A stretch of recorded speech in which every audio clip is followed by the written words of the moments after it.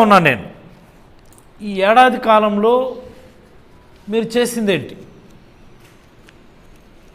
చంద్రబాబు గారు ఎప్పుడు ముఖ్యమంత్రి అయినా సరే వెన్నుపోటుతో మొదటిసారి ముఖ్యమంత్రి అయినప్పుడైనా,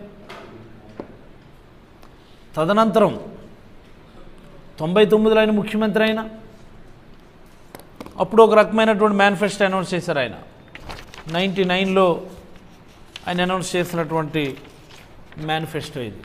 రెండోసారి ముఖ్యమంత్రిగా ఉన్నాం. మరి ఆ తర్వాత 2014-19 సమయంలో ముఖ్యమంత్రి అయినా సరే this is the then manifesto. సుమారుగా 600 హామీలు ఇచ్చాడు అప్పుడు ఆయన. మరి ఇది లేటెస్ట్ 24లో ఇచ్చినటువంటి మేనిఫెస్టో అయినా ఏ ఒక్కసారైనా మేనిఫెస్టోలో చెప్పిన దానికి ఆయన కట్టుబడి ఉండి హామీలు నెరవేర్చినటువంటి సందర్భం ఉందా నేను అడుగుతా ఉన్నా. At any point of time during any other tenure, ఈ టెన్యూర్ కాకుండా అంతకుముందు టెన్యూర్స్లో అయినా ఏ ఒక్కసారైనా సరే ప్రతిసారి కూడా వెన్నుపోటే, ప్రతిసారి కూడా రాష్ట్రం తిరోగమనం అన్ని రంగాల్లో కూడా. తీసుకోండి ఈ ఏడాది కాలం గురించి ఒకసారి మనం మాట్లాడుకుంటే మేజర్ ప్రామిసెస్ సూపర్ 6 హామీలు అన్నాడు ఆయన. Major promises. Apart from that మేనిఫెస్టోలో ఒక 143 హామీలు చెప్పాడు ఆయన. ఎన్ని హామీలు ఉన్నాయి నెరవేర్చాడు ఆయన? నాకు అర్థం కాదు. ఏమనంటే పెన్షన్లు పెంచిస్తున్నాము అంట. మీరు చెప్పింది ఏంటి పెన్షన్ల గురించి? మీరు పెన్షన్లకు సంబంధించి మీరు ఇచ్చిన హామీ ఏంటి? బీసీ ఎస్సీ ఎస్టీలకు 50 సంవత్సరాలకే పెన్షన్ ఇస్తానని చెప్పి ఆ రోజు మీరు హామీ ఇచ్చారు. ఇస్తున్నారా మీరు 50 సంవత్సరాలకు పెన్షన్లు? 50 సంవత్సరాలకు మీరు పెన్షన్లు ఇస్తే అదనంగా 20 లక్షల మంది పెన్షనర్స్ యాడ్ అవ్వాలి. అంటే జగన్మోహన్ రెడ్డి గారు ప్రభుత్వం దిగిపోయే సమయానికి ఉన్నటువంటి 65-66 లక్షల పెన్షనర్లకి అదనంగా 20 లక్షల పెన్షన్స్ యాడ్ అవ్వాలి. మీరు ఇచ్చినటువంటి హామీ ఇది. కానీ ఈ ఏడాది కాలంలోనే జగన్మోహన్ రెడ్డి గారు దిగిపోయే సమయానికి ఉన్నటువంటి పెన్షన్ల కంటే 4 లక్షల పెన్షన్లని తగ్గించి ఆ 4 లక్షల పెన్షన్లు కట్ చేసిన తర్వాత ఏదైతే రిమైనింగ్ అమౌంట్ ఉందో దాన్ని మీరు అప్రోప్రియేట్ చేశారు దానికి. ఇది కాదా వాస్తవం? మీరు చాలా గొప్పగా మాట్లాడుతూ ఉంటారు, మేము పెన్షన్ 4000 చేసాం, 4000 చేసాం, 4000 చేసాం. మీరు చెప్పారు ఇస్తానని మొదటి నెల నుంచి. 50 సంవత్సరాలకి ఇస్తానన్నారు. ఎప్పుడు ఇస్తారు మీరు 50 సంవత్సరాలకి పెన్షన్లు? మీరు అమలు చేసినటువంటి ఏకైక సూపర్ 6 హామీ అది. దానిలో కూడా కోతలు 4 లక్షల మందిని కట్ చేసి ఇంకా కట్ చేస్తాము అని చెప్పి ముందస్తుగానే మీరు హింట్స్ ఇస్తూ ప్రతి ఫిజికల్ హ్యాండిక్యాప్డ్ ఇండివిజువల్ని కూడా హాస్పిటల్స్ పిలిపించి రాచి రంపాన్ని పెట్టేస్తున్నారు వాళ్ళు. ఇదా గవర్నెన్స్ అంటే? ఫిజికల్లీ డిజేబుల్డ్ పర్సన్స్ని రాచి రంపాన్ని పెట్టేయడానిక మీకు అధికారం ఇచ్చింది? పెన్షన్లు ఇచ్చాం గొప్పగా చెప్తా ఉన్నారు. అండ్ మోస్ట్ ఇంపార్టెంట్లీ ఇప్పటికీ కూడా అనేక గ్రామాల్లో పెన్షన్లు ఇవ్వటానికి వృద్ధులందరూ కూడా గంటల తరబడి ఎండల్లో నిలబడి ఆ తెలుగుదేశం నాయకులు ఇళ్ళ దగ్గర పడిగాపులు కాస్తున్నటువంటి సందర్భం ఉంది. నేను అడుగుతా ఉన్నాను, పెన్షన్ అనేది ప్రభుత్వం వృద్ధులకు, వితంతువులకు, ఇతరత్ర అదర్ కేటగిరీస్కి వాళ్ళ జీవన భృతి కోసం ఇస్తున్నటువంటి దాన్ని హక్కుగా ఇవ్వాలి. వాళ్ళ యొక్క ఆత్మ గౌరవాన్ని కాపాడే విధంగా మనం ఇవ్వాలి. అంతే తప్ప మీరేమో అక్కడ చెప్తారు ఇంటికి వెళ్ళి ఇవ్వండి సచివాలయం ఎంప్లాయీస్ అని. కానీ గ్రౌండ్ లెవెల్లోనే ఇప్పటికీ కూడా గంటల తరబడి ఎండల్లో ముసలోళ్ళు నిలబడి కళ్ళు తిరిగి పడిపోయి సొమ్మసిల్లి పడిపోయినటువంటి సందర్భాలు అనేకం చూస్తూ ఉన్నాం. పేద వృద్ధుల ఆత్మాభిమానాన్ని దెబ్బతీసే విధంగా మీరు చేస్తున్నటువంటి ఈ పనులు ఖచ్చితంగా వాళ్ళ ఉసురైతే మీకు తగులుతుందని ఈ సందర్భంగా నేనైతే అభిప్రాయపడతా ఉన్నాను. మరి పోతే రోజంతా మీరు ఈనాడు పేపరో లేకపోతే ఈనాడు టీవీనో ఆంధ్రజ్యోతి టీవీనో TV5 ఇంకోటి చూస్తే రాష్ట్రంలో జరుగుతున్నటువంటి ఈ దాడులు, రాష్ట్రంలో జరుగుతున్నటువంటి అకృత్యాలు, కక్ష సాధింపు చర్యలు, ఆస్తులను ధ్వంసం చేయటం, హత్యా ప్రయత్నాలు, మానభంగాలు, అత్యాచారాలు, ఏంటిది నాకు అర్థమవుతుంది. ఇంత దౌర్భాగ్యమైనటువంటి పరిస్థితి, ఇంత ఇన్సెక్యూర్ ఫీలింగ్ ఆంధ్రప్రదేశ్ రాష్ట్రంలో గతంలో ఎప్పుడైనా ఉందా అని నేను అడుగుతాను.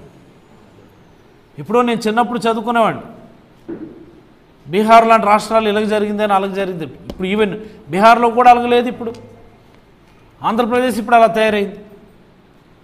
ఎక్కడైనా ఓ డిసిప్లిన్ ఉన్నదా? ఎక్కడైనా ఒక రాజ్యాంగ వ్యవస్థ సక్రమంగా పనిచేస్తున్నటువంటి పరిస్థితి ఉన్నదా?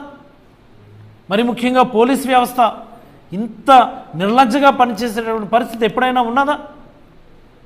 అంటే మీరు మాకు దారి చూపిస్తున్నారు, జగన్మోహన్ రెడ్డి గారికి నేర్పిస్తున్నారు ఇవన్నీ కూడా.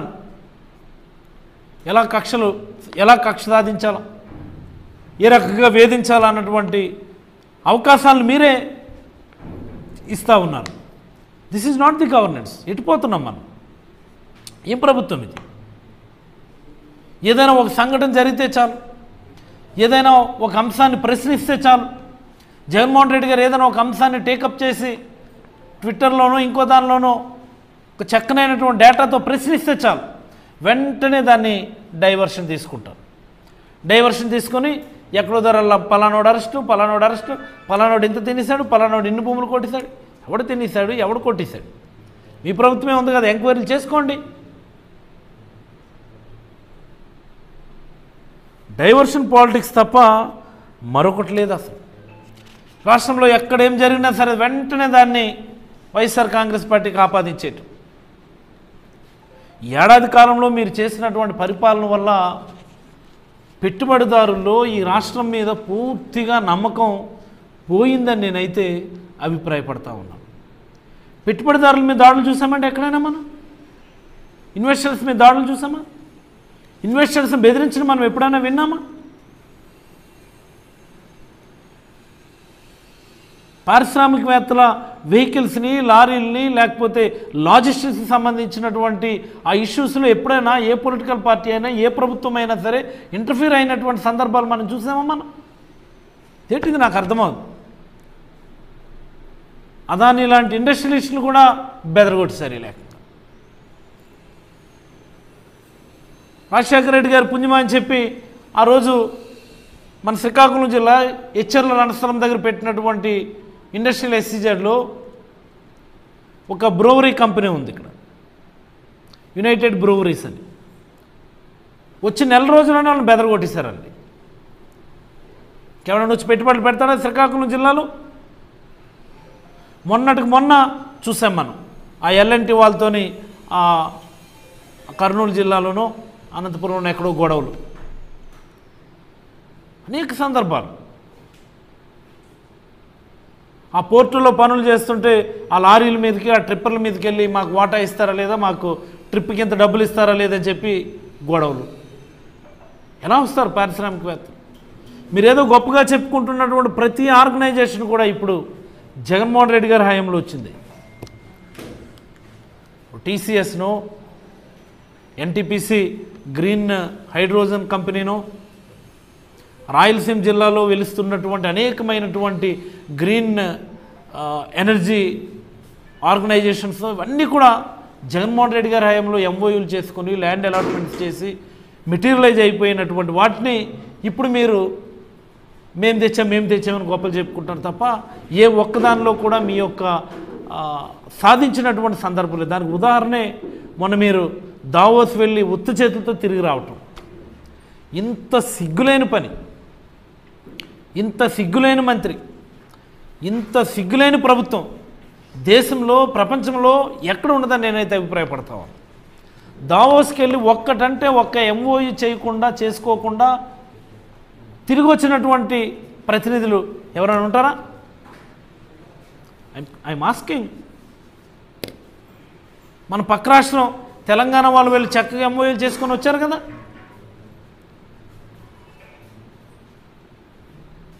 ఎలా వస్తారు పెట్టుబడిదారులు?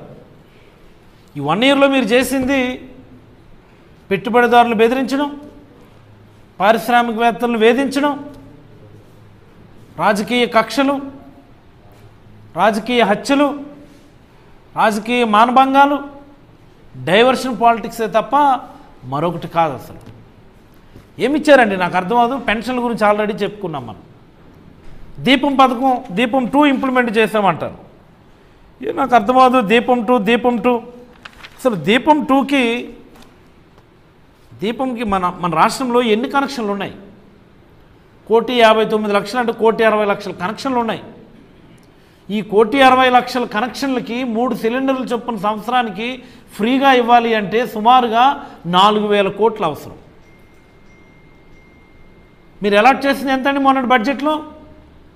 సుమారుగా ఒక 860 కోట్లు ఎంత అలాట్ చేశారు. మేము దీపం 2 పథకం అందరికీ 3 పథకాలు 3 సిలిండర్లు ఫ్రీగా ఇచ్చేస్తున్నామని చెప్తే ఎవరికి వస్తుందో ఎవరికైనా తెలుసా? ఒకవేళ రాకపోతే ఎవరిని అడగాలో ఈ రాష్ట్రంలో ప్రజలకు తెలుసా? ఇక్కడే ఉన్నారు మా మహిళా జర్నలిస్ట్ ఒక ఆవిడని అడగండి, మీరు చెప్తారా? మీకు ఫ్రీగా గ్యాస్ బండ్ వచ్చిందా లేదా? ఒకవేళ రాకపోతే మీరు ఎవరిని అడగాలో మీకు తెలుసా? ఎవరికైనా అది మనం రిప్రజెంట్ చేయడానికి అవకాశం ఉందా అనేది? అదొక స్కీమా? 4,000 కోట్లు అవసరమైన దగ్గర 869 కోట్లు మీరు అలాట్ చేసి మేము బ్రహ్మాండంగా దీపం పథకం ఇంప్లిమెంట్ చేస్తామని చెప్తే అది పథకం ఇచ్చినట్ట? 50 సంవత్సరాలకి ఇవ్వాల్సినటువంటి పెన్షన్ని ఇవ్వకుండా 4 లక్షల మందికి పెన్షన్లు కట్ చేసేస్తే పెన్షన్ల పథకం మీరు బ్రహ్మాండంగా ఇంప్లిమెంట్ చేసినట్ట? ఆడబిడ్డ నిధి అని గొప్పగా చెప్పారు చంద్రబాబు గారు. నెలకు 1,500 చొప్పున ఇచ్చేస్తాం 18 సంవత్సరాలు దాటితే 60 సంవత్సరాల లోపల అని చెప్పి. ఎంతమందికి ఇచ్చారు మీరు నెలకు 1,500? ఎంతమందికి ఇచ్చారు మీరు? సుమారుగా 1,80,00,000 మంది ఉంటారు ఈ 18 నుంచి 59 సంవత్సరాల మధ్యలో. పోనీ 18 నుంచి 50 సంవత్సరాలు అనుకుంటే 1,50,00,000 మంది ఉంటారు.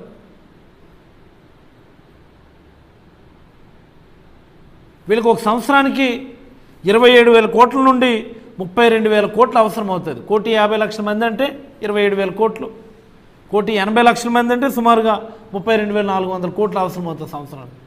ఎన్ని కోట్లు మీరు ఇచ్చారు ఆడబిడ్డ నిధి కింద? ఇది వెన్నుపోటు కాదా?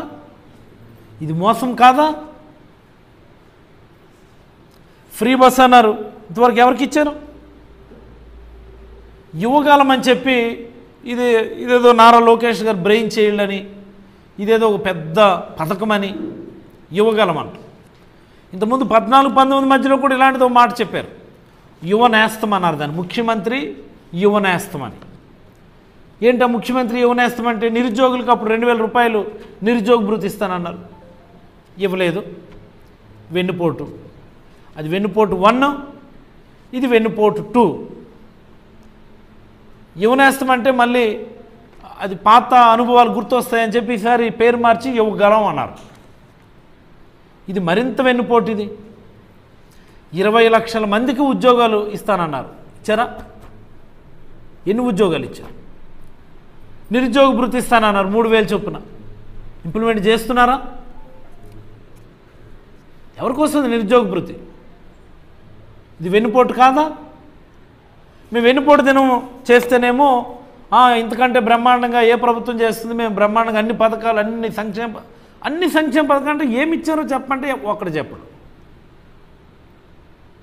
ఈనాడు వారు మాత్రం ఎలివేషన్లు ఇచ్చింది సరే, మిగిలింది ఎప్పుడు? ఏమి ఇచ్చారండి? అండ్ మోస్ట్ ఇంపార్టెంట్లీ అత్యంత బాధాకరమైనటువంటి విషయం తల్లికి వందనం. అమ్మఒడి దాన్ని పేరు మార్చుకున్నారు తల్లికి వందనం అని. ఎంత పాపమండి! చదువుకునే పిల్లలు, చిన్నపిల్లలు మోసం చేసినటువంటి నాయకులు ఈ ప్రపంచంలో ఎవరు ఉండరు అసలు. ఆ రోజు మేము చెప్పాము అమ్మఒడి బడికి పంపిస్తే ప్రతి అమ్మ ఖాతాలో వేస్తామని. ఎస్, మేము చెప్పింది. ఈరోజు మీరు ప్రతి పిల్లోడికి ఇస్తానన్నారు. మీరు సుమారుగా 87 లక్షల మంది పిల్లకాయలు ఉన్నారు మన రాష్ట్రంలో చదువుకునే పిల్లలు. సంవత్సరానికి 15,000 చొప్పున. ఎంతమంది పిల్లలకి వేశారు? ఎప్పుడు వేశారు? మరి 24, 25 ఎగ్గొట్టేస్తారా? ఇప్పుడు ఈ 1 ఇయర్ ఎగ్గొట్టేస్తారు. లాస్ట్ ఇయర్ ఎన్నికల సంవత్సరం కాబట్టి అప్పుడు కూడా అది కూడా ఎగ్గొట్టేస్తారు. అంటే మీకు ఇచ్చినటువంటి 5 ఏళ్లలో 2 ఏళ్ళు మీరు ఎగ్గొట్టేస్తారా? 3 ఏళ్ళు ఇవ్వగలిగే అవకాశం ఉంది మీకు, అంతే. అది ఇస్తారో లేదో తెలియదు, కానీ మీరు చేసినటువంటి పరిపాలన వల్ల ఇది రాష్ట్ర ప్రజలందరూ కూడా గమనించాలి. ఈ రాష్ట్రంలో బడికి పంపిస్తున్నటువంటి ప్రతి తల్లిదండ్రులు కూడా ఇది గమనించాలి. చంద్రబాబు గారికి ఇచ్చినటువంటి 5 ఏళ్లలో మొన్న జూన్లో డిపాజిట్ కావాల్సినటువంటి అమ్మఒడి డబ్బుల్ని ఆయన ఎగ్గొట్టేశాడు. 24, 25కి సంబంధించి ఇప్పుడు ఏదో ఇస్తాము అని అంటున్నారు. ఎలా ఇస్తారు, ఎంతమందికి ఇస్తారు అన్నటువంటి వివరాలు ఇంకా మనకు తెలియదు. ఇంకా మరి ఇదే పందా కొనసాగితే చివరి సంవత్సరం, అది ఎన్నికల సంవత్సరం, అది చివరి సంవత్సరం అంటే దాన్ని కూడా ఆటోమేటిక్గా ఎగ్గొట్టేస్తారు. ఏం చేతంటే మళ్ళీ ఏప్రిల్, మేలో ఎన్నికలు అవుతాయి, జూన్లో ఫలితాలు వస్తాయి, కాబట్టి ఆ ఇయర్ కూడా ఎగ్గొట్టేసే పరిస్థితి.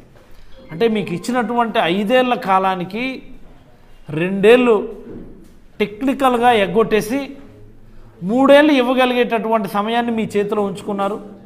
ఎలా ఇస్తారు, ఎంత ఇస్తారు అన్నటువంటి వివరాలు కూడా ఇప్పటి వరకు కూడా తెలియదు. మరొక 4 రోజుల్లో స్కూల్స్ రీఓపెనింగ్ అవుతూ ఉన్నాయి. మరొక 4 రోజుల్లో స్కూల్స్ రీఓపెనింగ్ అవుతూ ఉన్నాయి. ఇది పరిపాలన, ఇది మంచి ప్రభుత్వం. దీనికి ఏమో వీళ్ళు వెళ్ళి మళ్ళీ స్టిక్కర్లు అంటించడం. ఇంత సిగ్గుమాలిన ప్రభుత్వం, ఇంత చేతకాని ప్రభుత్వం గతంలో ఎప్పుడైనా ఉందా అంటే గతంలో కూడా చంద్రబాబు గారి హయాంలోనే ఉండేది అని ఈ సందర్భంగా రాష్ట్ర ప్రజలందరికీ నేనైతే మనవి చేయదలుచుకున్నాను నేను.